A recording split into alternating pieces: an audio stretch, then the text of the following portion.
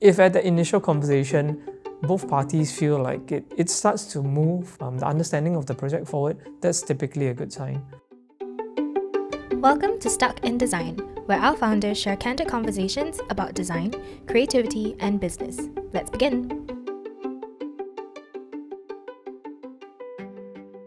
If I were looking for a design consultancy, right, and as somebody who is not very familiar with design, beyond looking at the price quotation and beyond looking at the consultancy's past projects that may be relevant to mine, do you think there's any other factors that I should be looking out for in a good design consultancy? There are many. Maybe a key one is actually the people that you'll be working with. Design is a service.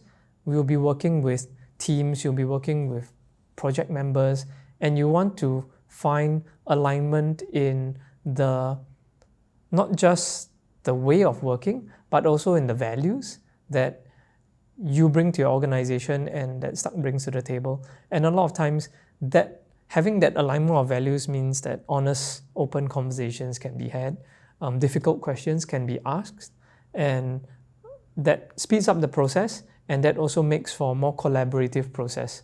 So I guess that's the human part of finding a right consultant, which sometimes gets neglected or buried because you can hide behind your portfolio or your wall of kind of the professionalism of what you portray in your website, your portfolio, and so on. But in the end, you are dealing with people, and that's really important to find the right match. Do you think that is that match is possible before the project begins, or do you think that it takes a little bit of trial and error as you engage different consultancies over a longer period of time?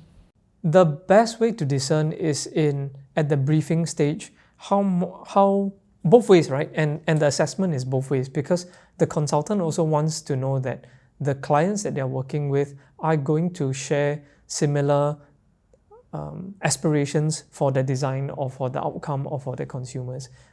So it is a both-way thing, and looking at the brief that the client puts together, right? That's one way, and also the discussion prior to the brief in terms of what is the clarification process, what are the things that are important to address, what are the potential adjacencies which will affect the project. If at the initial conversation, both parties feel like it starts to move the definition forward or starts to move the understanding of the project forward, that's typically a good sign. Outside of that, I think the best way is actually to just do a really, really small project first. And that immediately you get a sense of how the team works, the communication style, both ways.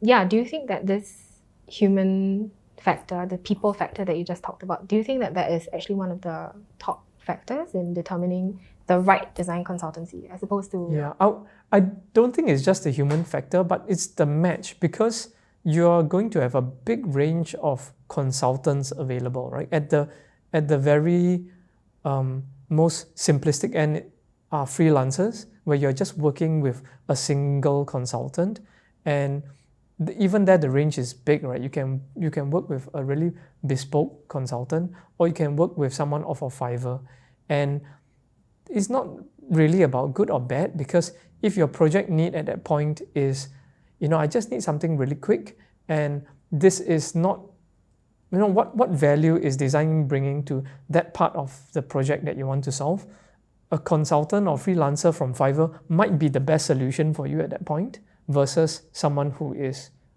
a bespoke consultant and going to run through the length a more comprehensive process or research process to lead to outcome. So it really is about finding the match between what is it we want to solve.